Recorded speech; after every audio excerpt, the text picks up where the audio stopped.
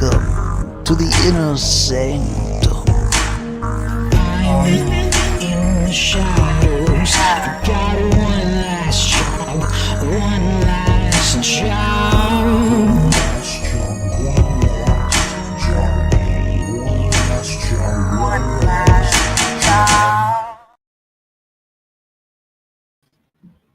What's up? Episode 4. Here we are. For whatever reason, I have some latency on my end, so I'm going to try not to stare at my screen.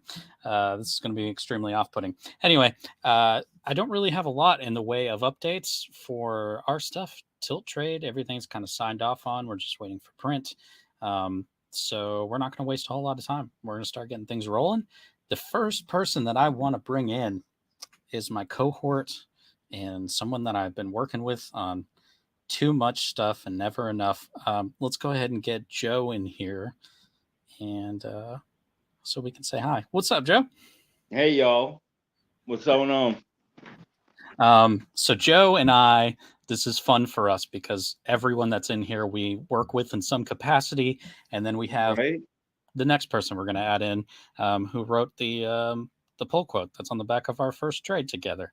So let's go ahead and pull in Doug Waggy. Doug. Hey, Doug. Hey, guys. How's it going? It's going, man. How are you? Oh, doing well, man. Good to be here. Good to see you guys again. Yeah, man. I'm excited. Appreciate you. I'm glad you would come on and do this. Tonight is a different kind of night. We're going to have a whole bunch of people who are working towards putting out their first book. And of course, we'll give them a few minutes to kind of tell us who they are, what their project is. But Doug, why don't you go ahead and plug anything you need to plug? Well, I mean, I've been writing comics for Image for a couple of years now and doing indie books, for a while. And obviously, I'm most known for my twisted dark comedy stuff. So like Plastic and Plush and Vinyl, which all follow serial killers and or cannibalistic furries. And then my latest book is Click into Image. And it kind of follows. It's more of an action, John Wick style of book. So those are my current things. Doing the most. Let's go ahead and grab everybody else and get them in here, and we'll get everybody introduce themselves. First off, what's up, Van? What's up, Mark? Hi. Van, Ralph, Mark. How's it going? Raphael. How's it going, guys? What's up? Hey, man. All right. So just real quick, I'm gonna say this for Mark and Ralph. Van, you might be, but you might not be. But you guys don't need to be nervous. We're just a bunch of comic book nerds. This is stuff that we all enjoy. So we're just here to talk and hang out, and you guys get to ask questions to somebody like Doug. And if we have any useful information, Joe and I will jump into. But I appreciate everybody for doing this. This is really cool. It is cool to get everybody in a room together that are people that especially like Joe and I get to work with. And for those that don't know, Joe and I did Tilt together, and then we are doing a Trading Justice for Ralph. I edited Project Valhalla for Mark, which is what Joe illustrated. And then Van was the letterer for Fall of Night, which is a pitch that Doug helped me try to get together. So we are all in this thing together. It's kind of a whirlpool of, we've all worked together in some capacity, haven't we? Yeah, for sure. But it's nice to see everybody. Let's real quickly, we'll go through what everybody's projects are. And I know for most everybody, it's your first kind of book that you're putting out. So Ralph, who are you? What's your book? Well, my name is Ralph Madrigal. I'm a 25-year veteran of the Hidalgo County Sheriff's Office here in South Texas, way South Texas, like right off the border. And I've been collecting comics all my life, pretty much.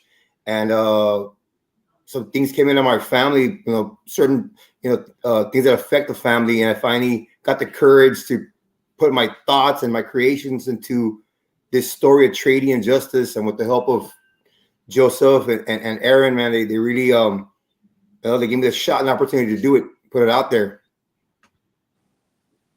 Awesome. Mark. Hi, everybody. I'm Mark Bateman.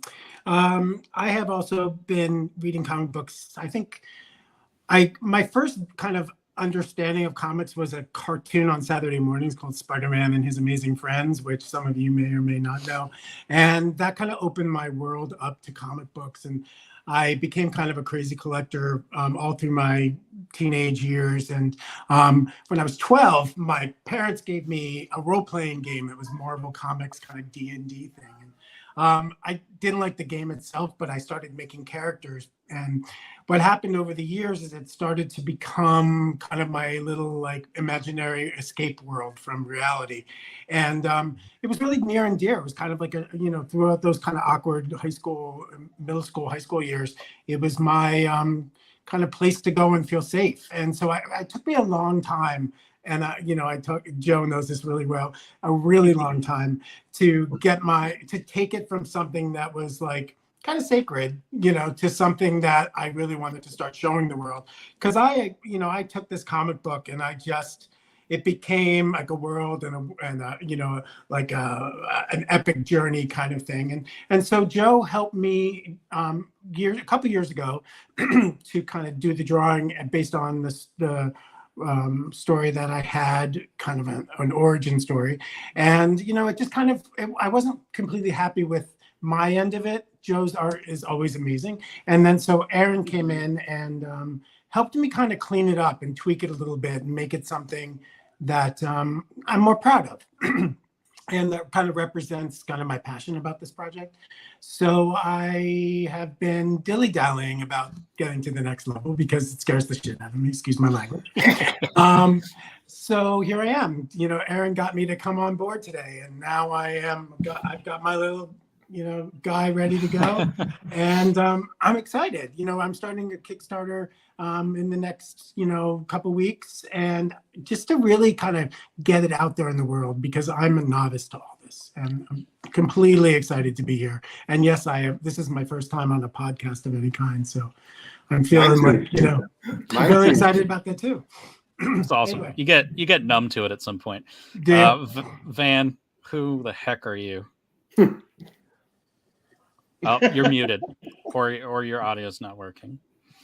At some point, you broke it. Okay, is that better? There you go. There Yep. you go.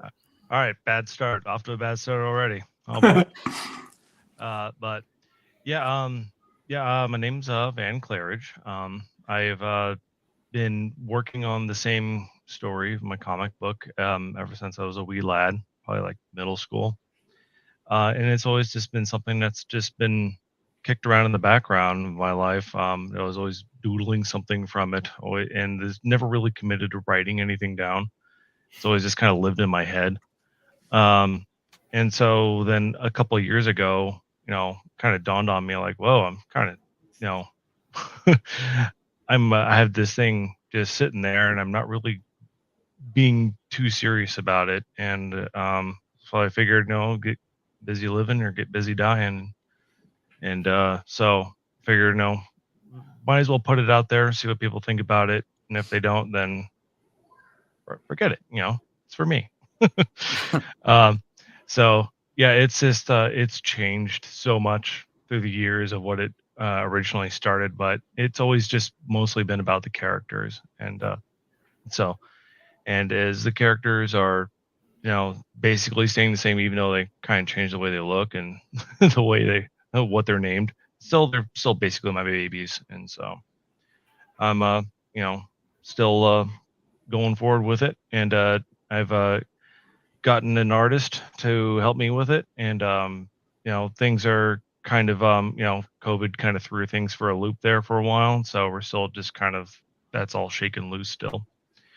And so kind of reconfigured the way the story goes, and settling more around, it's going to be kind of like an anthology. There's going to be multiple stories in this whole universe, but it's going to have an end at some point. But I just I want someone to publish it, preferably, and that's the way I've always dreamed. Because when I was a little kid, I first got my first comic books, because my mom would never buy comic books; they're too damn expensive.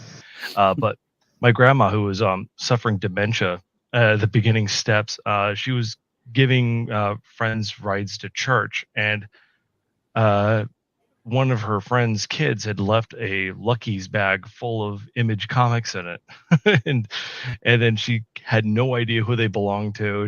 And so I was like, "Grandma, where did all these comics come from?" She's like, "Oh, I have no idea," and so she she just gave them to me.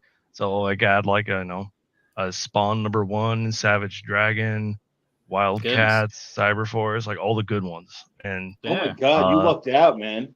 Yeah, they were well loved in my childish hands, so they're definitely not worth anything. But that was my first little foothold into comics, and so I was just poured through them, and I absolutely loved them. I'm like, I want to do this. Yeah, so here I am. Awesome, dude. Real quick, hey John, hey Gareth, the faithful chosens.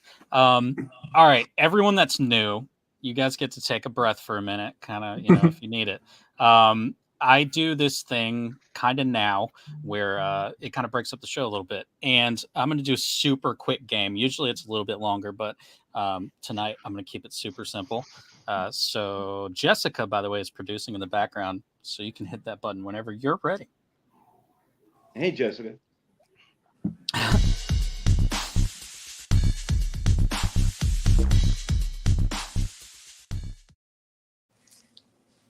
All right. So last week I had people, man, what was last week? I don't even remember anymore. I know I did predictive text recently, and that was a fun one where I just had people type in, I think I might, and then let it finish. And that was fun. We're going to do a quick thing just to see if we can brain meld or mind meld. I'm thinking of a number. It's between 1 and 50. All right. So everyone give me your guess of what that number is. Joe. 25. 36.27. I was going to say 37, but that's too close to him, so I'll change it to 12. That's close to mine, but I'm sticking with a lucky number, 13. Ooh. Oh, okay. All right. It was. I don't know if you can see this. You can't see it. Nope. It's 33. That's wrong. Sorry, Aaron, you're way off. Should have known better. All right. Aaron, what were you thinking? I don't know, man. So a couple of you guys got pretty darn close. Oh, yeah. All right. And then the other thing that I do, this has become a fun thing for me, and you guys get involved here at the end, is I do a quick review of something that the people that I had on last time picked this for me to read and review. So that was Beneath the Trees Where Nobody Sees. I don't know if you guys have heard of this, but it came out this week, I think. All right. It's a serial killing anthropomorphic bear. No, it's not another Doug Wagner book. Her name is Samantha. She's just a community-loving bear with a dark secret. By day, she helps her townsfolk by running the local hardware store. By night, well, she won't kill in her own little town. She heads to the city for that. The art is awesome. It looks like a little kid's book, like watercolors and super happy-looking anthropomorphic characters. The content is super off-putting pretty much the entire time you're reading. You just kind of get a vibe that things are going to be bad. And then when it finally is bad, you're like, okay. So if you're into like really crazy, it reminded me so much of Doug. It just, I didn't see it coming. It really did. So Doug, you might want to check it out for sure. Oh yeah, for sure. But it was dark is the best way I know how to say that. It's the contrast of art and story intrigues me. I think I want this. Yeah. The I mean, fantastic. Yeah. Oh, you should, if you look up the cover gallery, they're all like fairy tale covers and stuff. Like it was a very nice marketing job. All right. So the next thing is I always drop a recommendation, and this is the first one that I've done that is going to be a novel. We'll see, get that in there. All right. So Paradise 1. I don't know if you guys are into sci-fi, but this is a little bit of sci-fi horror for David Wellington. It's the first long novel that I've read in a long time. I read it a few months ago. Anyway, super dark, out in space, a lot of terror, and I don't know. It's a fun story. A lot of people didn't like the ending because they felt like it should have went somewhere. but he was like, there's supposed to be a sequel. So I was like, okay, well, that makes sense. Anyway, you know, people find stuff to nitpick about. But anyway, Paradise 1, if you guys want like a horror novel that is set in space. And then the last thing, you guys get to join me for this. You get to pick what I'm going to review next time. These are a few different titles. If you need any information about them, I will look it up very quickly. There are 2 Image titles. This is Edenwood #1, Paladin of Axes #1, and then a Dark Horse title called Drive Like Hell, and a Scout Comics title called Mitch. So at face value, throw out whatever you're thinking. D. I'm thinking D. Yeah, I picked D too. I'll go A. I was gonna say A. Yeah, A. I'm a sucker for fantasy. I'm torn between B and D, but it sounds like if I'm the deciding vote, then I'm going to go B just to throw you off. All right.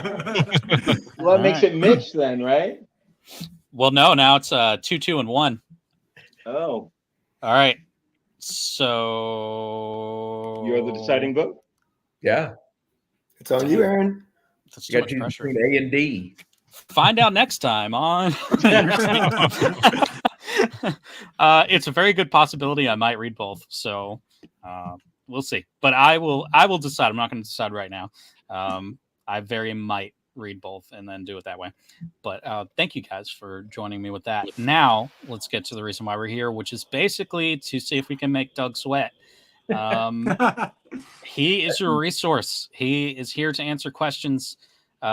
Joe, you're allowed to ask or say whatever you want to Doug. I told Doug that it might get abusive, and he was like, okay, I'm kind of into that. So we're pretty wide open here. So if anyone has questions, I want to say to Doug is thank you, Doug, for that quote that went on the back of the trade. I never got a chance to thank you for that. And our blood, sweat, and tears went into Tilt. So the fact that you appreciated it meant a lot. Oh yeah, no, dude, it's my pleasure. You know, the reason why I'm here is because Aaron was telling me the reason for this podcast, and I was like, hey, anything I can do to help fellow creators, because you know I taught for a while in a college and for comic books as well. And guys, I made so many mistakes in the first 20 years of trying to do this, and I'm hoping that maybe I have an opinion that can save you 5 or 6 years of what I went through. You know what I mean? Like, so I'm open to whatever you guys want to ask. And you know, Joe, it was a pleasure to do a quote for your book. The 3 men that are under us right now, Raphael, Mark, Van, I've worked with all 3 of you right now. You know, I've worked on Raphael and Mark's books, and I'm working with Van on a pitch. And I got to say, you 3 men, your passion inspires me.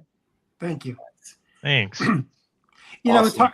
It's interesting because, you know, having something that is kind of like so near and dear to your heart, and these characters, you know, it's a superhero kind of, but you know, more like an epic journey kind of. There's a pretty large scope of story that I've actually gone down to creating the whole thing in some kind of way, form, or shape, and I just don't know where to go from here. You know, really, Doug. My question to you is, you know, I've been recommended, you know, the Kickstarter, which I'm kind of using as a way, as much as to raise some money for it, as much to kind of get it out there and kind of market it and show it to the world, and you know, get some kind of enthusiasm behind it, because you know, this isn't my world. I'm a writer by trade, but not in the comic book world, and so.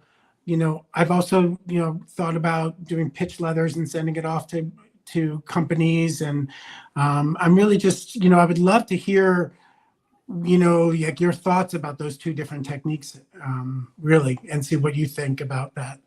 Yeah. I mean, dude, it's, you know, and keep in mind that a lot of stuff I'm going to say might come across as like I'm stating a fact, but a lot of it, honestly, is opinion. So, you know, it's just going to be based on my experience, not everybody's experiences. Right. This is a tough industry. This is the toughest one. Like, you know, I'm doing stuff in Hollywood, and it is so much easier than comic books. It's ridiculous. How so?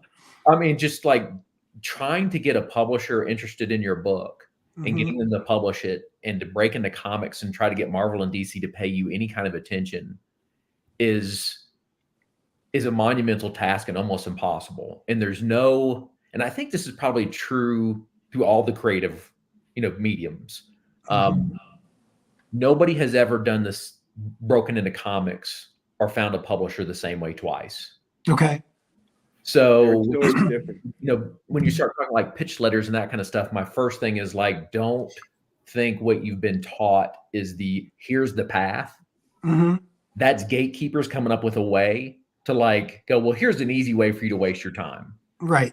It's like, and what I think if you dive deep into what you'll find is most of the comic book writers, especially that are professionals, did it by self-publishing first. Okay. Good to know. You've got to have something to show them, because like scripts and pitch letters and saying, hey, I'm a great writer doesn't mean anything to them. You have to prove it. Right. You can go back. I mean, Brian Michael Bendis, Matt Fraction. I mean, the list goes on and on of people that like the first thing they did was self-publish. And so it's like this long list, and they finally get discovered. And then, things have changed. You used to be able to go to cons and meet editors and show them your stuff. That's over. The pandemic kind of killed all that. Right. And so now it's like, yeah, you got to get it out there, and you got to show it, online, and hope that an editor somehow bumps into your stuff. Okay. So it becomes the grind. It's like, that work. That seems to be the case with everything in life, right? You get the idea, but it's like seeing it through is the hard part. But yeah, I mean, if you have a great idea and you have a passion behind it, you just got to go with it, or else you're just gonna like Van was saying, you're just gonna be why not try it at least, Oh yeah.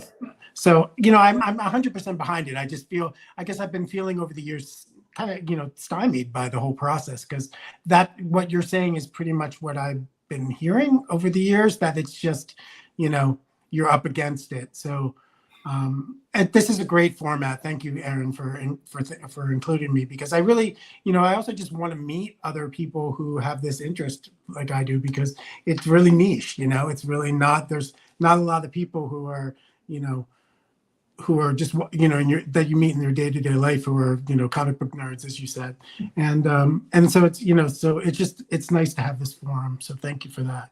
It's awesome. It's awesome, man.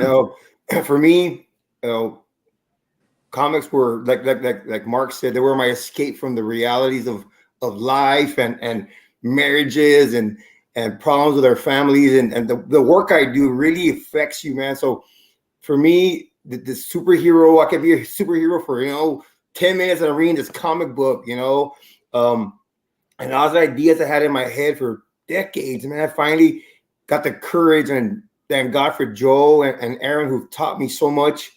It's still a learning process. I'm freaked out with social media. I'm printing out flyers, and I'm going to all these comic shops. I'm going to libraries.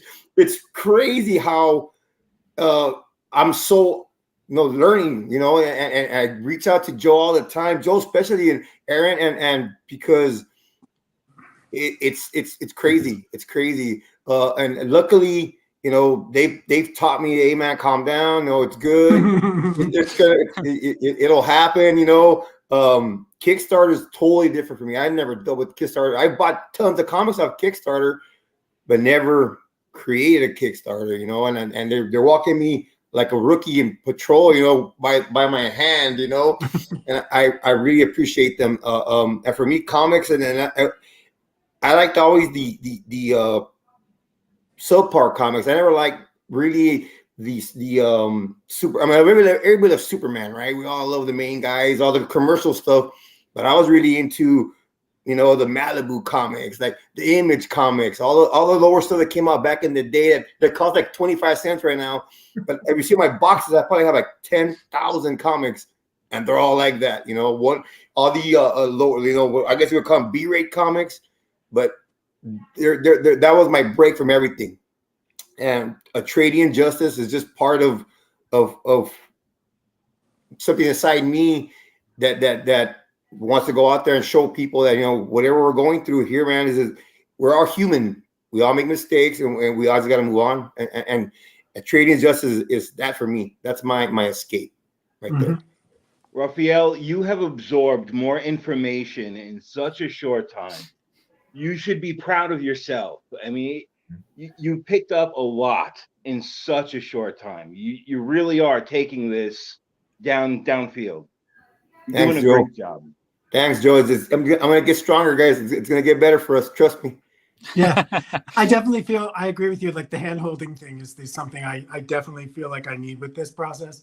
You know, just having Joe create my characters, like take the characters that were up here and make them, you know, real, was so, it was life changing in a lot of ways. I've And, done a lot of handbooks, Mark, but yours is by far the favorite one I've ever done. Thank you. Yeah, I got a lot of thoughts going up in this crazy head. So, you know, it just the fact that I was able to even get it to you and have it make any sense. It was. It's funny that we're in different phases, but the reality is the same thing happened to me with Joe. Like with Tilt, because before that it was Paradigm with just Matt and I, and we had no idea what the heck we were doing. But then once Joe came along, it was like, all right, what do you know? And then Joe was like, here's what I know. And then we're like, all right, maybe all of us can learn more stuff too. And then we started doing that. And then at some point I met Doug on another show, and I was like, all right, I know Doug knows stuff, so let me figure out what he knows, because I got to have something to tell you guys. So, Van, I want to make sure I know Van texted me before this and said he had like 16 questions or something. I don't know how real that is. So let's find out. I do, but I've highlighted a few that are the more important ones. Well, it's okay. So I got collaboration is part of creating comics. So what advice can you give to writers on effectively working with artists and other team members? Because, you know, we're all basically the ringleaders of our own little awesome circus. And how do you deal with organizing it all and rallying the troops? I mean, dude, I mean, the truth is usually the writer is the manager, right? Like we're the kind of lead on everything. And that's, you know, when you're working with the companies, they come to you first. And so, man, that's the tough one, is find people that are on the same page as you and that you would be friends with outside of working. That's a tough one, because I know that sometimes it's tough to find an artist or a letterer or a colorist, you know, all the people involved on the team. But I can tell you, like, when you don't click, that usually ends up in a massive explosion of fire that you don't want to be a part of. So learn to identify quickly if these are the people you think you can work with. Because it's not different than any other job. You know, like if you're working at Taco Bell, there's people you don't want to be on the same team with, right? Like, hey, this guy's never going to clean the bathroom, right? Like, I'm going to be stuck cleaning the bathroom. I hate this guy. You have to find people that are on the same page and have the same vision as you, because if they don't, it won't work.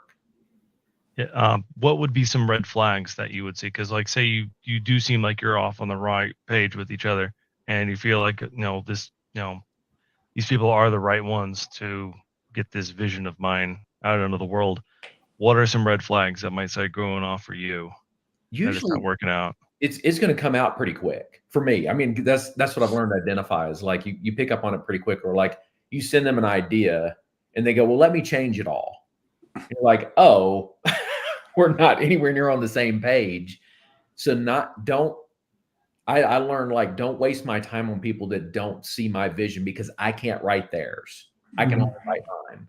Mm-hmm. And I'm sure artists feel the same way. Is like, hey, listen, if I don't get what the writer's throwing down, I'm not going to draw a good comic book.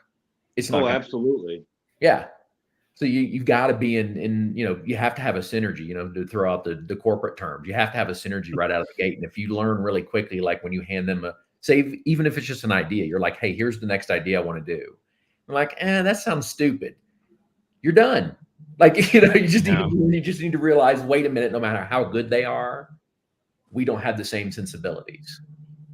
So instead of going down this road that's going to end up in a train wreck, let me pull out now and go find somebody who does have the same sensibilities. Great advice. Doug takes that advice there for a second. He takes that advice straight down the line, though, because when I talked to Doug about the pitch for Fall of Night, you told me the same thing when it comes to publishers, is that you're going to end up with a list of publishers that just don't get you. And and then you find the ones that do understand you and your vision. And I mean, so yeah, it looks like that never changes. Yeah. Publishers, editors are all the same. Like one of my favorite stories is, like, you guys know who Billy Hamner is, the guy that kind of like invented the new Blue Beetle. You know, Mhm. costume Right. on that. We were friends in high school, so we went to what was it? I think back then was Atlanta Fantasy Fair, and he's got his portfolio out. You know, old school. Like back then, we didn't have the internet, so he went to one editor, and this editor just and I'm standing behind Cully, probably about 10 feet, just kind of listening in. And this editor for this one company just destroyed him. Was like, this is the worst thing I've ever seen. You should never even consider. Are you sure you want to do comics? Because I think you should move on to something else. Like you're not built for this. And I mean, for me, I wasn't as mature as Cully at this point. It would have destroyed me what this guy said. And so, you know, when Cully gets done, he comes over and I'm like, hey, dude, like, do you want to like go get a soda or something and like sit back and like let this pass? And Cully went, no, there's another editor right down here that I want to talk to. And so Cully goes down and he shows it to the next editor who works for DC. And the guy goes, this is the greatest stuff I've seen in a long time. How about you draw Green Lantern for me? Oh, man. So you got to realize like all of this is opinion-based stuff, right? So like when you're talking to a publisher or an editor or even like another writer or another creator of any kind, like you're horrible at what you're doing. And the next guy is going to be like, oh my God, this is the greatest story I've ever read. Yeah, artists learn early on to wear that thick skin. You can't let criticism or anybody's individual opinion of your work really affect you, because if you do, you're never going to move forward. Mhm. It's true. It's good. It's good advice. I think that's one of the things that I've having to accept about this is that, you know, I need to not let something that's been so intimate to me, you know, be held back because I'm afraid of it being judged, you know, when it's, you know, it has to stand on its own merit in a sense. And when I was teaching, one of the things I'd tell a lot of the students who were coming up is like, listen, no matter what you do, if you publish it, somebody's going to say it's the greatest thing they ever read and it changed their life. And another person's going to say, this is the worst piece of shit I've ever read. Totally. Right. No matter what you do. Yeah. And no matter you're how right. much you care about it. No, No matter how much you like it. Yeah. Yeah. Yeah. It was one of the quotes from Todd McFarlane that I heard. He's doing an interview when he's doing for the Spawn movie, and think what you will about the movie, but but he said like, no, one person might look at the movie and be like, it's like, oh, it's dark and it's edgy and it's kind of weird, and the next person be like, it's really dark and edgy and you should see it, it's really weird, and it's like, so Totally. what repulses one person could draw in another, so you got to keep making those shots, otherwise you never When know. the Spawn movie came out, superhero movies were so rare. You know, it's not like today. Today it is the box office. But when Spawn came out, it was I was just happy to see a superhero movie. I was just happy to see Spawn on screen. That was crazy. John Leguizamo as the Violator. Oh my God. Nobody could ask for something better than that. Yeah. I still remember Shazam back in the day, or the old Batman. Yeah. And so compared to now, it's amazing. Night and day. It's all my dreams are coming to the first X-Men movie. Just blew me away. I was like, holy moly. So, Disney gets a hold of it. When Disney gets a hold of the X-Men, when Marvel is actually producing the X-Men, it's going to be so much better. Oh yeah, definitely. Yep. All right. Joseph really has taken. I mean, I've seen a lot of artists out there, a lot of independent, indie artists, and Joseph has just blown my family away, all my friends, and I have some comic shop buddies here that live down here in South Texas, and they're blown away by his art. It's amazing. You're awesome, Joe. Yeah. Thank you, brother. Thank you. I agree. Van, let's go through your list, man. What else you got highlighted? Okay, I got let's see. What are some of the common mistakes or pitfalls that first-time comic writers should be aware of, and how can they avoid them? Whew. Man, that list is so long. Okay, Doug, I know that question is for you. I know that question is for you. I just want to say one thing about that before you begin. Oh yeah, and that's, don't be married to your script. Don't be married to your script. you're working with a team. Creating comics is a team sport. So if you're listening to the team, because everybody's reading the same script, if you're listening to the penciler, to the inker, to the colorist, you might chance upon an idea that you didn't think of in the first place. You know, so don't be married to the script. Let it grow organically with your team. I mean, the big ones, you know, out of the gate are panel count. You know, I'll read scripts where people got 12 panels on a page, and you're like, hey, Oh, You're not Alan Moore. Let's calm down. Guilty. I yell at Aaron when he does 7. He really does, though. He really does. Let's keep it between 4 and 6. The biggest one I think you see is a lot of people fall into the TV dialogue trap, as well as what I call it. TV, you can write all the dialogue you want. In comics, you cannot.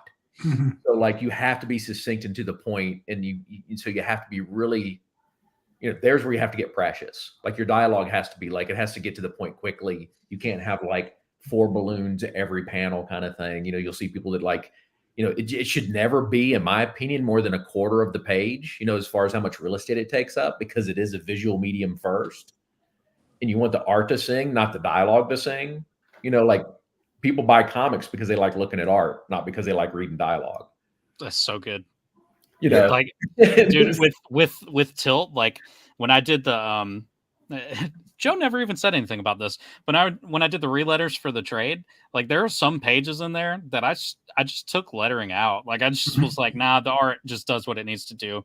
Like, it's important to know that as well. It's like, sometimes you're going to go back and you're going to look at it and you'll be like, wow, Joe told the story I needed it to tell, and my dialogue means nothing here. So I think that's a very important part, is knowing that. Well, one of the things I just said was to the writers, you know, don't be married to your script. The same thing applies to artists. You know, we can't be so precious with our art. I understand that, you know, a lot of the art that I put in the panel is getting covered by balloons.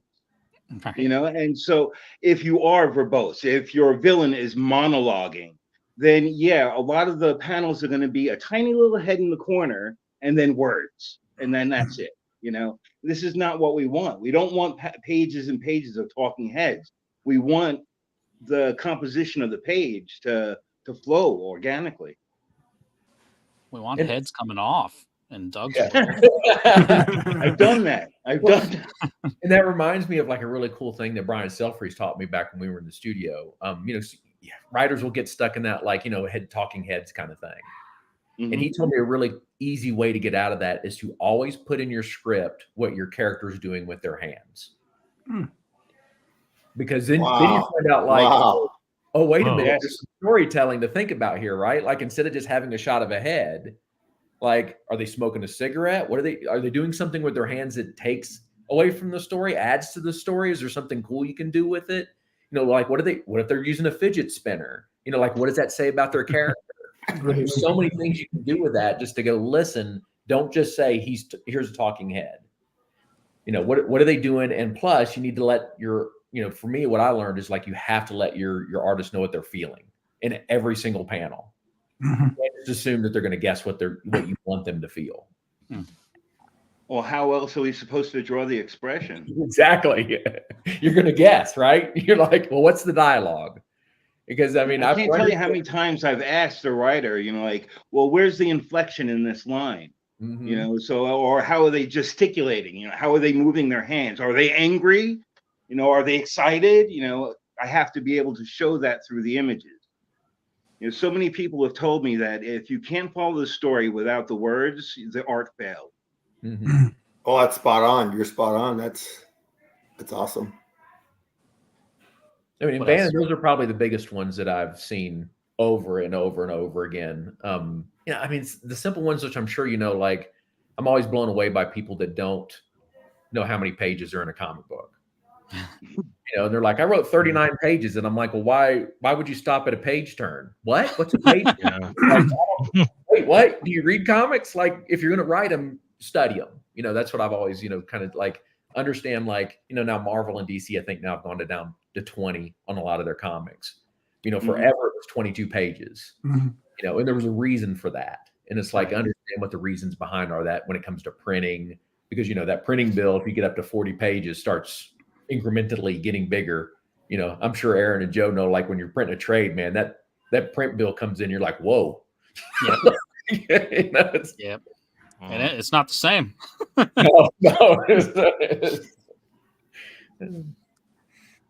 All right. Who else? Anybody occurred to them, or should we let Van do another one? Oh man, get another one, Van. Yeah. All right. Okay. Van came prepared. He's got a list. I Yeah. know. I'm impressed. Let's see. What role does research play in comic book writing, especially in genres that require historical or technical accuracy? Whew. Man, this is always, because I'm sure we've all been, whether you're an artist, writer, colorist, there's the research trap, right? The spiral. You decide you're going to go find out what color bunnies come in. And the next thing, 3 hours later, you're reading about how a black hole works. So like, I think you have to be careful. Now, obviously, if you're doing historical stuff, it can be a little bit more like you have to do a little bit more research. The flip side of that is I think like you can do too much research. And so like, you got to be careful of like, what do you need for the story? Because if I'm going to write about, like, say, I'm currently working on a book that has the CERN, I can't say it, the collider that they have. I could spend years learning how the collider works, but do I need that for my story? Like, what's the basics that I need? What's honestly, you have to kind of go in with what's the least amount of research I need to do to be able to write this scene and go from there, because you can get caught up in the, like, as Aaron always points out, I do a lot of serial killer books. I don't know everything about the human anatomy, like, so, like, I don't need to when you're just cutting it off. Exactly. I mean, I just, and it's funny, I did just some research on like how deep is the femoral artery in the leg. And it's like, you find out and you're like, okay, it's an inch. That's all I need to know. Don't keep reading about how the arteries work. Like, just, like, all you need to know is it's an inch deep. If I cut that deep, you will die. There you go. That Google search history has got to have you on some sort of a watch list. Yeah, for sure. Yeah, Totally. Doug's just put himself on a watch list. Yeah. If we ever see Doug in the news, everybody here is just going to be like, well, yeah. Oh, yeah. Oh, yeah. Not surprised. I'll say, too, when it comes to weaponry or missiles and stuff, just hire someone like Joe, because he has a sick fascination and enjoyment in picking those things out. I just wrote missile because a missile's a missile in my head. And this dude's like messages me one day. He was like, what kind of missile is it though? He was like, here's some examples. And then I have examples. And I'm like, you know what? You pick. And Big scary one. Yeah. I remember that with the sound effects too. What kind of sound effect do you want? Yeah. Just like things you It's don't really think important about. information.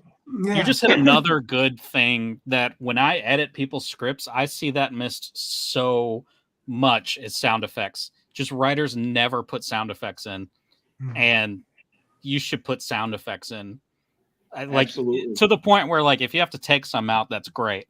But like, just giving people audible part to their panels, like, that's, I don't know. That's awesome, man. People. Aaron, how many times have I messaged you asking, okay, how do you spell? Yes. Because I'm putting in the sound effect. It needs to be there, but you're going to give me the spelling for that. I'm not deciding on my own. And then you sit there and you make sounds for a while writing on a piece of paper, random letters. It's totally true. Yeah. Yep. Yeah. I think I've asked you, Aaron, about about adding sound effects into some of them. Like I think when I was redoing the Paradigm, and I was asking about adding some. Yep. Yeah. I mean, if it can fit and it doesn't take away, then it should be in there. If there's a crash, there needs to be a crash. Or if there's a squidge when Tilt throws a car on top of a bunch of people, then there should be a squidge. And plus, it's the part of writing comics that just makes it so uniquely comics. I mean, there's no rules for it. What sound does it make when you punch someone in the face and their nose breaks? It's like, I don't crow lunch. Like, people will buy it. And also sometimes that sound effect is completely it helps to create that character as well, right? If they have Right. a specific way of doing something, that sound repeating it, like Nightcrawler with Banff, like Yeah, without or that. Spider-Man with Thwip. Yeah, Yep. exactly. Nobody's ever going to read the word Thwip and not think of Spider-Man. Yeah, exactly. I So use I've heard- Thwip I've in heard my all of day-to-day them. language. So I've heard a lot of people break in my line of work. It's always crunchy. So, Raphael, what does it sound like when a bullet goes through somebody? It's a I whizzing can't sound say you that I've never wanna ever hear actually again. heard that. Oh, It's a whizzing sound you never want to hear. Whizzes right by me. See? Now, I wouldn't have guessed that. I wouldn't have guessed a whizzing sound. It's mhm. a But whizzing yeah, sound. I can think on how to use that. I'm gonna add that to the notes. yeah, Tug's like, all right. Also, There's your research on bullets. There you go. Yeah. There you go. Yeah. all right. Next, Come on, man. Come on with another one, man. You had 16. Yeah. Oh, okay, we're gonna be here a while. look, Van, you're doing this for. I don't know why, but this show has so many replays. Yeah. Van is the reason that I started uploading this on Beards and Comics old channel. But like my Substack and the replays get, I don't know, 400 to 500 times more listens than the actual podcast website. So I don't know why. But so thanks, Van, for making me do something extra that doesn't matter. Go ahead. Yeah, well, because it's purely just for me. Because I told It him, like, really well, is. when I'm at work, I can't really watch the video, so I like listening to podcasts. Put it on there for me. And he did, welcome. so that's awesome. All Okay, right, I got go one. ahead. Could you share some of your favorite tools and resources that you use in your comics writing process, from software to reference materials? Man, I mean, this is also, I've seen it be a trap especially for writers. Well, no, that's not true. Artists fall in this trap too. Where we're trying to find a tool that makes creating easier. Mhm. And I haven't found it yet. I use Not gonna Word lie. and Google. That's it. And so, like, when people are like, "Oh, what do you think about Scrivener?" Scrivener or whatever it's called, and all these other things. And I mean, I think those things have their place, but at the same time, like, I feel like everybody's trying to find like the magic tool that'll help you write better stories. And honestly, I think the best way to write better stories is the blank page. You just got to sit down and do the work. You got to grind through it. Ugh, what a quote. You Tag Doug Wagner right at the end there. And so, like, be careful that, like, you're looking for that magical bullet, really, to like help you come up with better stories and to make your writing easier. I've tried the whole like using templates to do a script, but like honestly now it's become such second nature that I don't even think about it. It's like page 21, all caps, bold, tab, enter, Yep. panel 1, period, space. Okay, what am I describing? Mhm. And so it's become So such it's become second nature to you to write in script format. correct. Mhm. And so, like, That's be careful, awesome. yeah, just be really careful that you fall in that trap of like, is there an easier way to do this? Because honestly, I mean, Word's pretty straightforward and easy, and so is Google. You just got to, it's just putting the right words in there. Man, I still write on a paper. When I first that's me right there. Well, yeah, that's the way to do it, man. When I met Aaron was like, "Well, can you send it to me?" Like, "Oh shit, I gotta type this shit out." Okay. Hey, I'm not in Texas, bro. Well, you know what? I will say this one tool that I use quite a bit is my Rocketbook. It's a notebook, but it's scannable. So Oh, nice. I think you need to get me one of those. Yeah, Yeah, Raphael sounds like he needs one of those. Yeah. So like if I do like a quick outline or something, I don't know where mine is right now. If I do a quick outline, I just write it all in there handwritten, and then my phone will transcribe it and put it right into my Google Drive. Oh, and nice. That's been beautiful for me. I think Joe would want to know what kind of a rocket it is. That's right. I left the tool It's the out. tablet kind. The number one tool I probably use is my co-collaborators. Mm. That's, like leaning on them and going and being able to put your ego to the side and go, listen, I don't know if this is a good scene or a bad scene. Can you read it and give me your honest truth? That's probably my number one tool. That's a great advice. Yeah. It is. Call Joe and go, listen, Joe, I'm really struggling with this scene and I can't tell in my head whether it's good or bad. Read it and hit me with the truth. And being willing to take that. Because, it's going to, obviously we hope it's all great, right? But, there's a good chance, there's a 50-50 chance it's going to sting when he calls and goes, man, it ain't working. Yeah. And you're like, why is it not working? What do you think I need to do? That's probably my biggest tool when it comes to creating story is working with the people that are on my team. Yeah. And Doug, you're at the point now where a lot of the people that you work with, you've worked with for a long time, right? Oh yeah. You're not roping too many new people in anymore, because I guess that goes back to the first question of really like, how does that all work? Is, well, you find people that you work well with, and like that's going to be me and Joe. Just until the world collapses, we're just going to be like, dude, check this out. Dude, check We're this gonna out. be making comics. I've been doing it for a while, guys, and I'm telling you, like when you find somebody that you had that immediate synergy with, you grab a hold and you don't let go. Like, Right. It's so important and so crucial to be able to trust somebody. Right. And know that they don't have a hidden agenda behind stuff. Like, oh, they feel like they have to correct it because like they want to make sure they can tell people they did it. You want to find those people that their only concern is how can we create the best story together possible. Totally. Yeah. Spot on. Yeah, that's good. I've told probably, I don't know, 90% of the clients that I've worked with that I have a big mouth. And that's because, yes, I'm working for you, but I'm serving the story. Mm-hmm. And by serving the story, I have to be honest with you. Aaron, how many times have I told you, like this sequence, what can we do here? Or I would draw out a page for him, I'd submit it, and then I draw out the same page another way and submit it again. And be like, which one do you like? Yeah.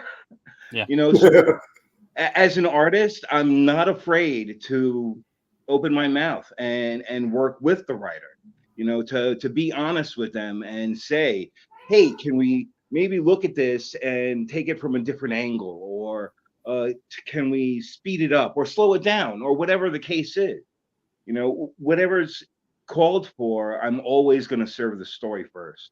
Mm-hmm. Awesome. Very good. Yeah, I mean, I would say with both of you guys, that was the case with me, because it was I needed a fresh pair of eyes for these stories, and I think it did make it in the long run a much better story.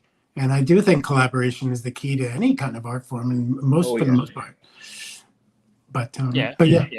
I think too, finding those people that you can see yourself working with on other projects, or just for longevity, that's huge, because that kind of just helps everybody out. I mean, and I'm lucky that Joe liked my writing enough that he's gonna like suggest me to other people, like, oh, we'll bring Aaron on the script. Like that's huge, because you don't really get that a lot in any other medium, where somebody's just gonna throw your name somewhere. Mm. So question for you guys then. So whether other than, kind of the social media, Facebook groups and stuff like that, how are you meeting other people in those kind of regards? This. Yeah. This is how I met Doug, was podcast. How I meet other people. Well, Rodney Lockett, he's the man behind Iron Gate Comics. And Raphael was a fan of Iron Gate Comics for a while. And Raphael went to Rodney and asked him for a name. Rodney gave him my name. And so I told Raphael, every comic book starts in one place, and that's the script. You need a script. And so he asked me to recommend a writer.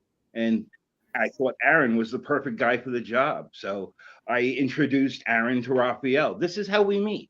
This is how we meet everybody in the industry. We work with people, we ask for recommendations, and if you created an impact on a collaborator, then they're going to be ready to recommend you to somebody else. Hey, I'm looking for a colorist. Who's somebody that I can work with? Who's somebody that meets deadlines? Who's somebody that does these things? And everybody has a name pop in their head, you know, whether they want to or not. Yeah, you always think of somebody that you've worked with in the past. And you're Thank God for introducing you them to guys. somebody new. Totally. Thank God for you guys. It's totally blind luck, dude. Like Yeah. from my experience, like it's just like, you know, I follow an artist online because I love their work, you know, and I keep commenting, oh man, that's a great piece. Oh, I love this, you know, and invariably, like at some point, I'm going to be like, oh, here's my new book. They're like, oh my God, you wrote that. That's great. And then, you know, you start communicating, and then like 6 months to a year later, they're like, hey, let's do something together. Right. That's organic. You can't duplicate that, you know, and it's, you know, Daniel Hilliard, the guy that did plastic, plush, and vinyl with me, like he sent in samples of 12 gauge. Kevin Gardner over at 12 gauge showed them to Brian. Brian sent them to me and goes, you need to work with this guy. I mean, how, you know, I didn't find him. You know, it's like somebody just showed his work, and I was like, oh my God. Doug Dabbs, the guy that did Click, Click, Boom, he was actually an intern for a couple of months back when I was with Gajan Studios. And I met him and just kept in track with him. And 6 years later, I was like, hey, I need an artist. Is there any chance you can do this 6-page backup? He did, you know, he was like, oh yeah, I'd love to. We worked great together. And then like, we're like, hey, let's do something more. So yeah, I wish there was an easier way, but there isn't. No, yeah, I mean, no, I appreciate it. You know, it's interesting to me to just start thinking about these things in different ways, you know? So I appreciate it.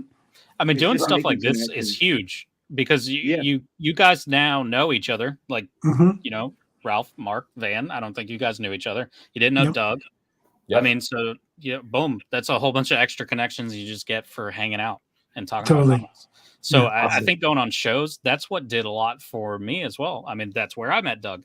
And, you know, I met Joe through a mutual friend who Adrian Grayson. Yeah. Her and I got screwed over by a little wannabe startup studio. And so we started making a joke book about what happened to us there. And at some point I was like, I need to find an artist for Tilt. And she was like, oh, you should reach out to Joe, and then sent me a bunch of Joe stuff. That's how I met Joe. So it really is just like, you kind of just inevitably are going to fall upon people. And then you'll start learning how to weed out the ones you get along with and the ones you don't get along with, because I've met a whole lot of creators, and I asked Doug to be on here. So like, I mean, it really is about the vibe and like who you get along with. And if you really think they have valuable insight. Yeah. Like you know, that book that I'm working on with you and Joe, I know you're looking for a colorist, and you know, in my head popped a longtime friend of mine. We've been friends online for like 20 years. She's an amazing artist and colorist, but she's cripplingly shy.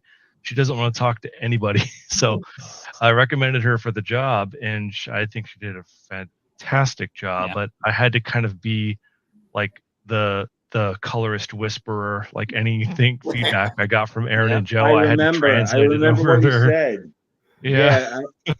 How did I put it? Van speaks fluent. Yeah. Okay. Yeah, I remember that.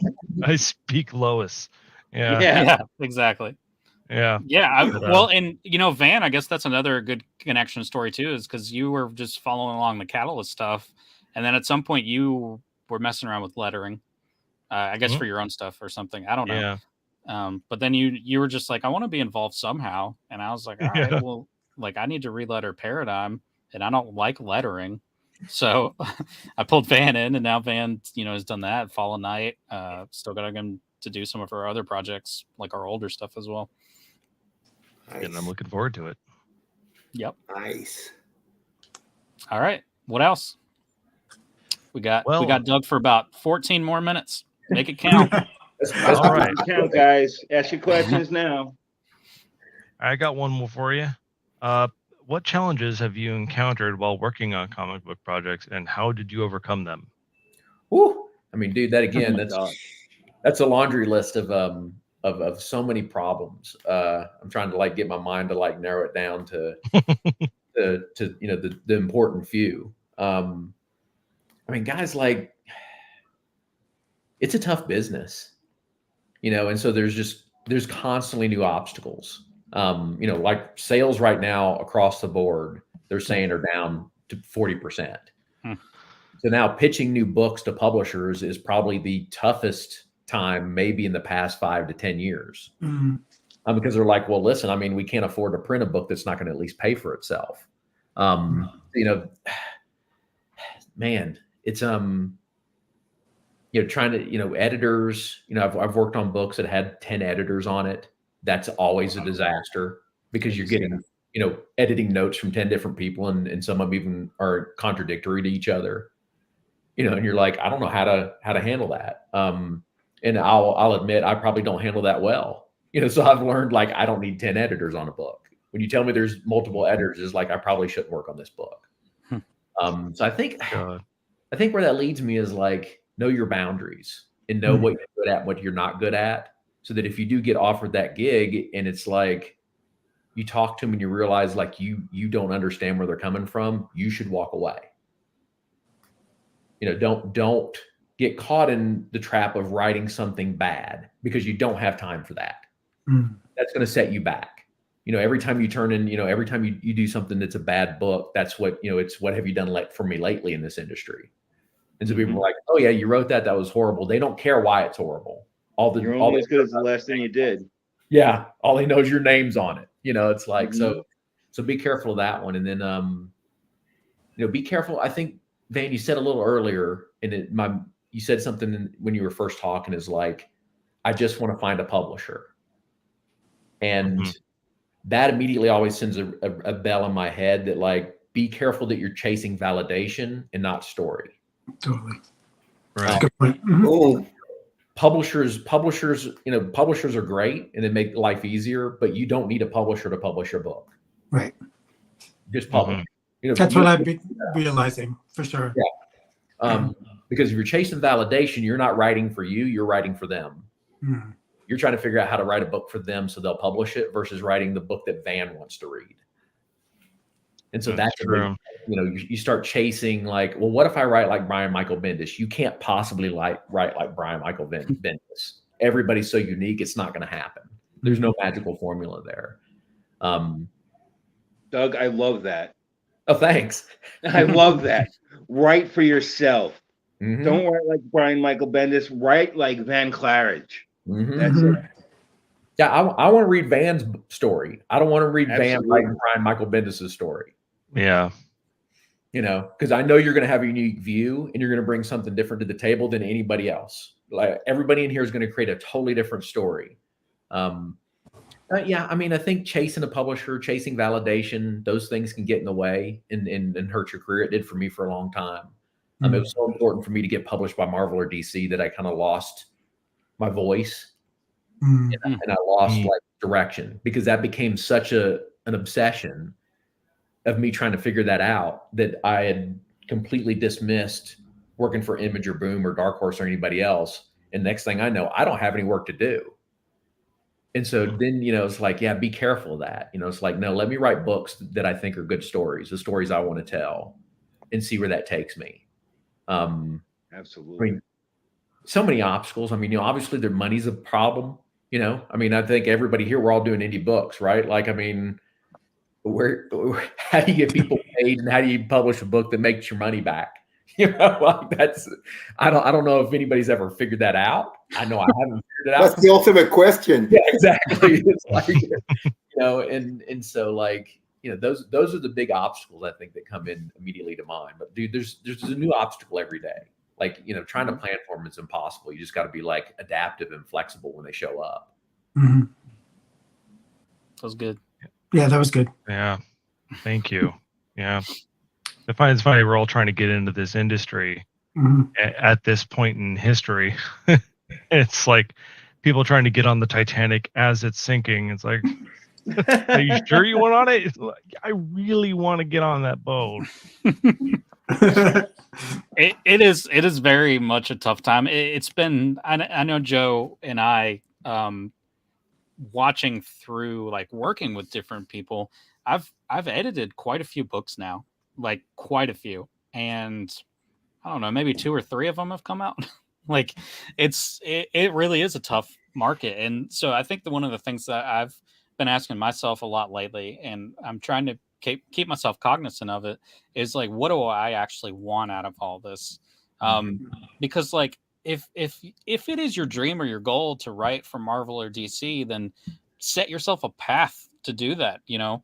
But like putting out your own books, I think that's what makes the difference, is because then you're building a catalog to show to them, like, hey, you know, this many people read whatever this is that I put out. And but like, if that's not your goal, because it's not mine, like my goal is just to tell fun stories, and like, Lord knows, I don't think they would ever like what I would do with some of their superhero characters. So, like, this kind of stuff has been fun for me. And then, like, the addition of getting to do something for Ralph, you know, it's just new that I haven't done yet. I get to play with somebody else's stuff. Like, you just gave me extra toys that, and I was like, oh, like, do I have to, you know, how rated R can I go? And like, if you guys know me, you know, like all the Catalyst stuff is kind of like teen, you know, young adultish. But Ralph was like, "No, just go for it." And I was like, "I'm gonna rip somebody's head off in this book then," and that's what I did. So I think it really is just setting a path for what you want out of this, and then trying to find some kind of goals to realize. You got to start making that catalog before you can actually get there. You know what, Aaron? You just pointed out to me, you made it crystal clear, the number one obstacle: waiting for somebody to give you permission to publish. Just publish. Yeah. Wait, just start. What, you can publish it online for free, whether it's a webtoon, Facebook, however you want to do it. Don't wait for somebody to give you permission. You don't need anybody's permission. Just start making your comic book. Yep. God bless you, man, Doug. That's spot on, Doug. That's spot on, Doug. You know, and for me, I'm assuming Mark and Van, it's from the heart. Eventually, all of us is from the heart, right? Absolutely.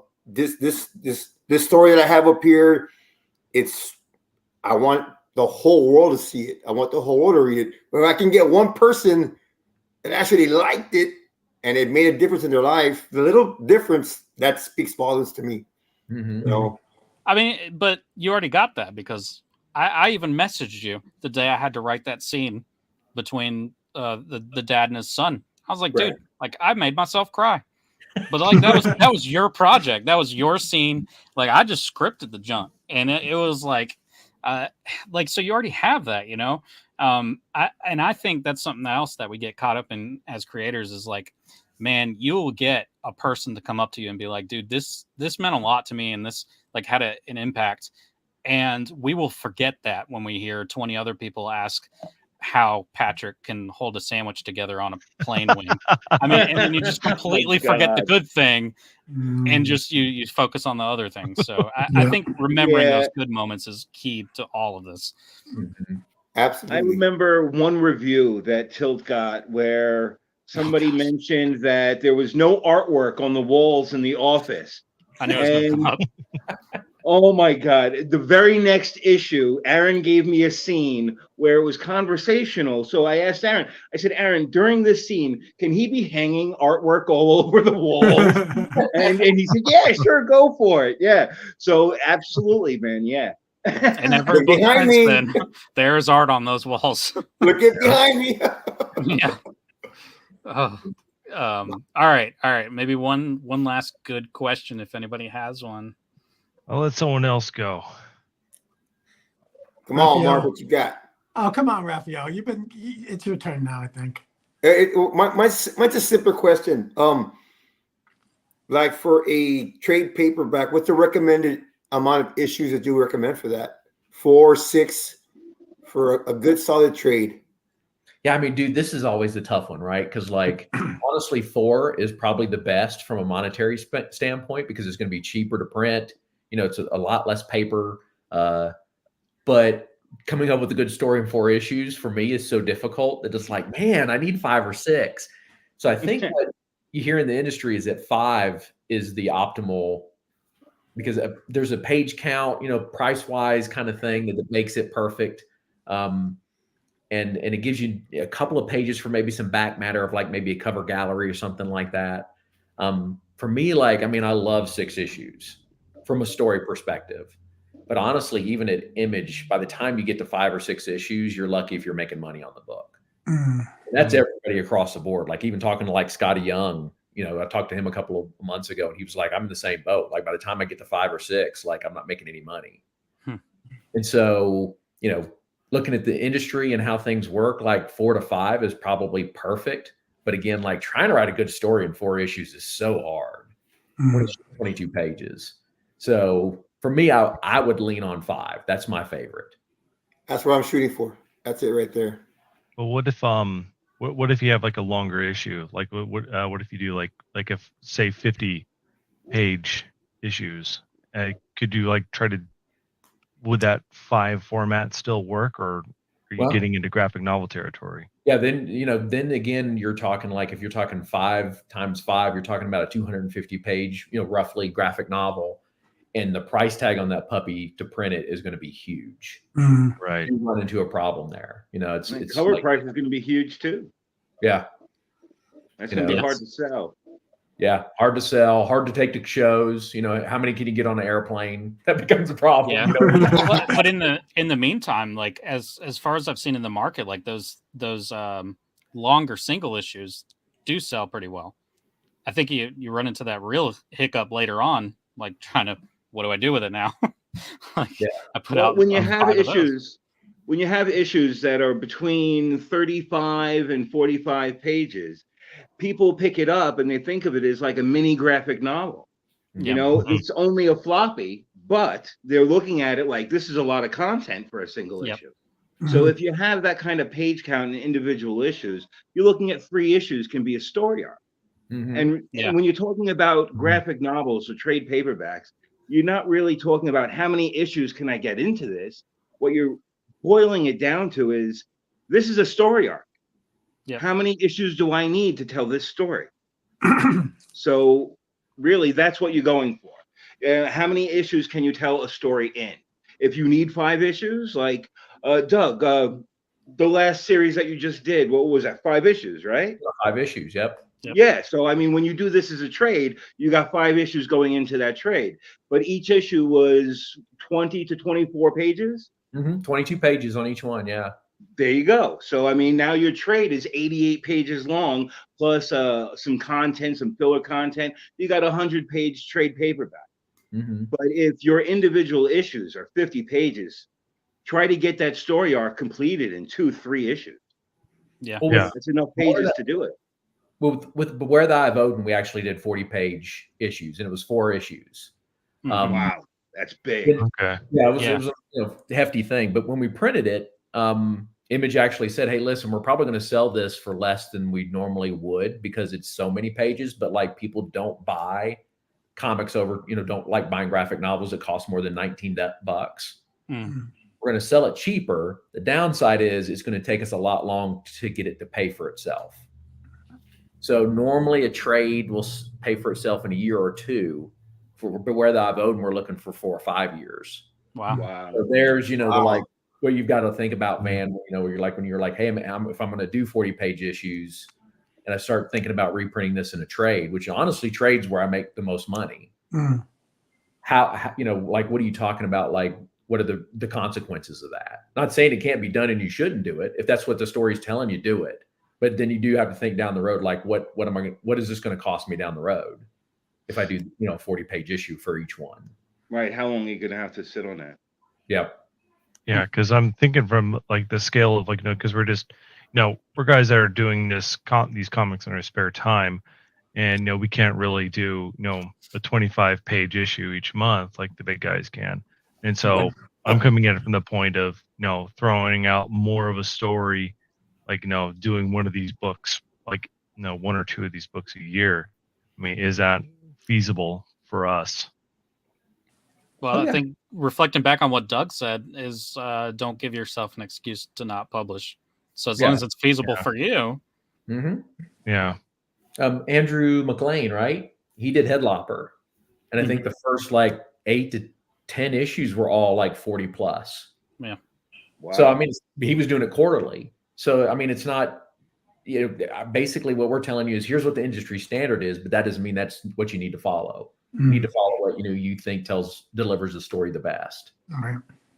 Nice. Right. All right. We need to kick Doug out. Oh, yeah, I need to be going.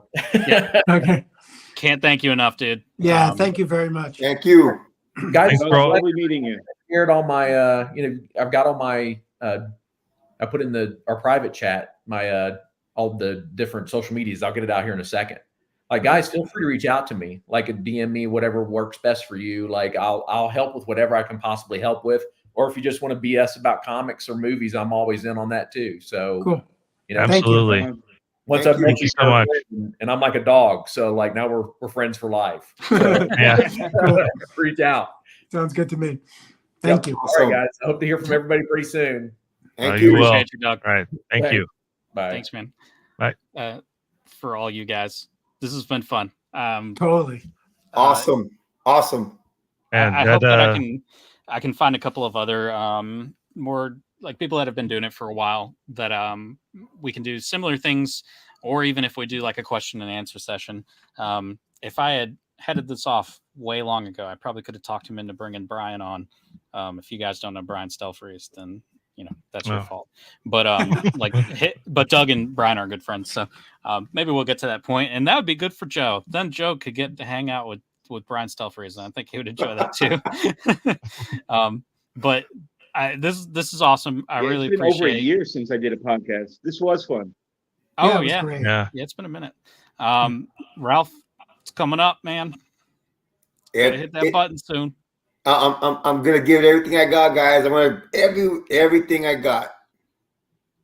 And Awesome. just be patient with me, guys. It's a lot of work, man. It's a month of stress, but like at least, hey, when you're frustrated, you can just send us a message in the chat and be like, "Man, today sucks," and we'll be like, "Bruh, it gets better." Raphael, drop the details. Tell everybody watching or everybody who's going to watch over the next few days. Tell them what's up. Tell them what a Trading Injustice is doing. Trading Justice, based on faith, family, and justice the hard way. It's a comic book about a man who everyday problems is a deputy that's bestowed this power from the oldest order in that universe, and he's got to protect his family. It's a great concept I've been thinking about for 35 years, and Joe and Aaron have helped me put it on paper. But it's coming. It's gonna come. Trading Injustice, baby. Cool. Mark, you do the same. Tell Yeah, us. no. So Project Valhalla. Yeah, so Project Valhalla, it's it's kind of starting itself as your traditional comic book, the superhero team, but it really is a much larger story about the mystery of trying to figure out why they all came together as a group, and because of that, there's so many opportunities for storytelling because it is kind of multi-layered, but it's still a very action-focused comic book. I'm a firm believer in things like the Avengers and Fantastic Four, X-Men especially, Justice League, and it follows that vein, but it's also got the weird kind of aspect of what the hell's really going on behind here. So I think it's for people. I know that it's for people who like kind of interesting, weird characters, but also really kind of want to find out and peel the onion a little bit. So I'm excited to show it to the world because I think that people are going to get really hooked on it because there is so much storytelling that and so much to look at as far as the art and stuff. And I made weird characters, so I think that people really like characters that aren't just a two-dimensional character, but really have like something behind them, and that's what these stories are. So I'm excited. I'm Raphael. I'm about in the same place where you are, where I'm going to be doing a Kickstarter in the next in the next month or so, and just start getting it out to the world. I want people to see it. I'm sick of sitting on it. Really. Mark, I don't know if I've ever told you this, but of all the characters that I've designed, it was designing one of your villains that I enjoyed the most. Oh, really? Yeah, absolutely. Cybok, cool. Man. Oh, yeah, he's a great, yeah. I love that character. The direction you gave me was that think dark side, think big galactic villain. And all I could think of was Jack Kirby. And Yeah, so yeah, when I yeah. designed Cybok for you, it was absolutely one of my favorite things to do. God, I thank you love for saying doing that. Yeah. You know, the thing is, I know these characters so intrinsically that like when you were able to connect with that and make these characters, God, it was it was a revelation, and Aaron, with you being able to just help me kind of get out of my own way in a sense and start and get some other viewpoints on how to tell this story. What he said was completely true. I needed other people to kind of flush it out and bring this and make it a real story and make the characters real. And now it's just a matter of setting it off and letting it go in its own direction. So Yep. All right, Van, Great. on the bellum. Well, it's there's not a whole lot I can say about it because it's this amorphous blob that kind of keeps shifting with as I keep rewriting it. But the spirit of what it is really taking shape. It's kind of like a Warhammer 40,000 meets Resident Evil. Cool. Wow. Like a horror, fantasy, sci-fi. It's got a little bit of everything in it. Lots of magic, lots of monsters, and a whole lot of fun. It's been living in my head for a long time. I need to, crack open this big shiny dome and get it out there for all you to look at. I How get far it. along are you? Brother. But yeah, no, I really appreciate all the help that Aaron's been. He's been holding my chubby little baby hand as he's walking me down the path that we all find ourselves on, and just really appreciate being here. Yeah, man. Joe, anything you feel like mentioning? I'd love to do a couple of shout outs if I may. Of course. As most of you know, that I run multiple projects at a time. Right now, I'm working with Raphael and Aaron on Atreidian Justice, and we're getting ready to launch that Kickstarter on the 27th. Looking forward to that, and not looking forward to that. But other projects that I'm working on are The Cloak for LRDV. The Cloak is about it's basically crime noir involving a ninja and the Yakuza, and it all happens in Canada. I'm working with Scott Torwalt on that. And another project that I'm working on is the art book that I've been talking about for years in doing. Yes, you have. And the reason I've been talking about this for years and keep putting it off is because the story keeps evolving. It's supposed to be an art book, and it's going to be. It's going to be pinup galleries and cover galleries, and a lot of the artwork that I've done for y'all is going to be in there, plus a ton of other stuff. But there's also a backup story that I'm writing that involves basically every comic book company that I've ever worked for. So that's a lot of different characters. It's a lot of different creators. And through, the magic of the universe, I've been able to get everybody to agree to this. So I think now is the time to do this. Cool. Nice. So possibly end of year, beginning of year, December, January is where we're looking at for that. Cool. The only other thing I want to say is I've worked with a lot of letterers, but Van, you are by far the most illustrative letterer I have ever worked with. Love the work that you've done on the pitch with me. I can't wait to work with you more.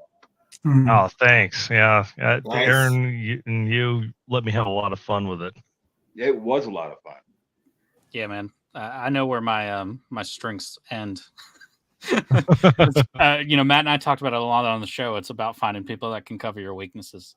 On my side, a little while ago before this show started, I was hovering over Kickstarter and I was like, oh, I need to grab the Atreidian Justice link just in case I didn't know when Ralph was going to pop in, and I was just hovering on that little button that was like start a new project, and I was like, oh.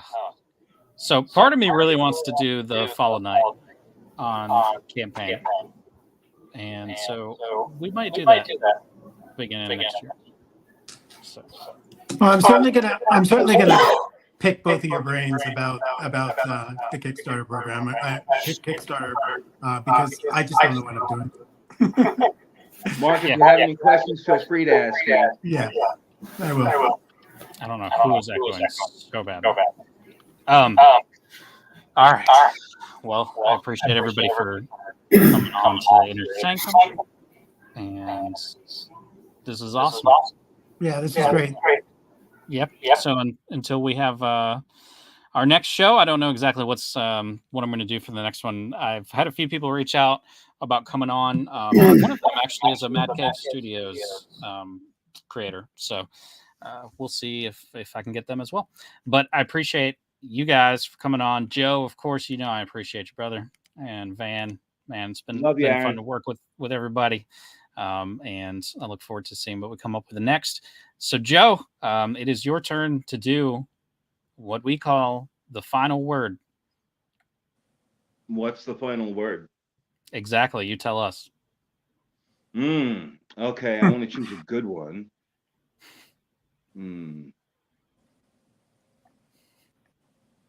Erg. Erg. Erg. E-R-G. Pretty accurately describes. Okay. And there we go. It's a